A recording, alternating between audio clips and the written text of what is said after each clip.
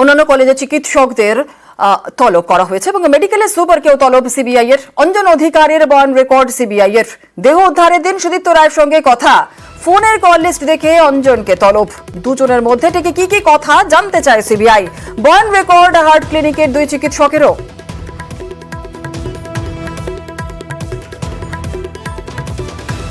বাড়ি ফিরছিলাম, হঠাৎ করে সিবিআই তরফ থেকে ফোন হয়, আমার পরিচয় জানতে চাওয়া হয় এবং বলা হয় যদি সম্ভব হয় এখানে এসে যেটা দেখি যে কল লিস্ট অনুযায়ী আমার নাম বেশ কয়েকবার রয়েছে অনেকদিন ধরে। কারণ ডাক্তার সুদীপ্ত রায় আমাদের মাননীয় চেয়ারম্যান রোগী কল্যাণ সমিতি এবং আমি সুপারিনটেন্ডেন্ট কাম ভাইস প্রিন্সিপাল ওই মেডিকেল কলেজ কলকাতা।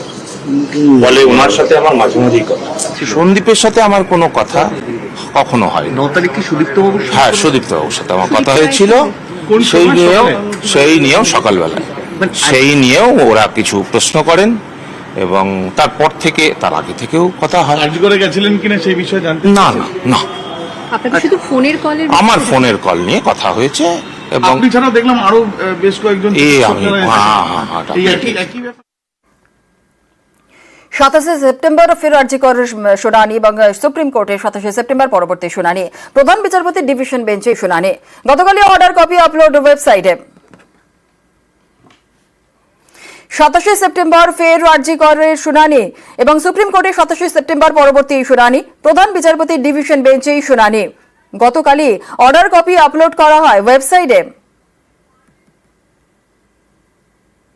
27 সেপ্টেম্বর ফের আরজিকর শুনানি। সুপ্রিম কোর্টে 27 সেপ্টেম্বর পরবর্তী শুনানি। প্রধান বিচারপতি ডিভিশন বেঞ্চে এই শুনানি।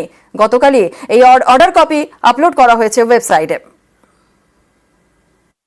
Father of the deceased in his letter dated 12 September 2024 should be duly taken note of by the investigating officer so that appropriate modalities are followed to explore the leads which have been indicated in the letter. Responding to the request of the father of the deceased,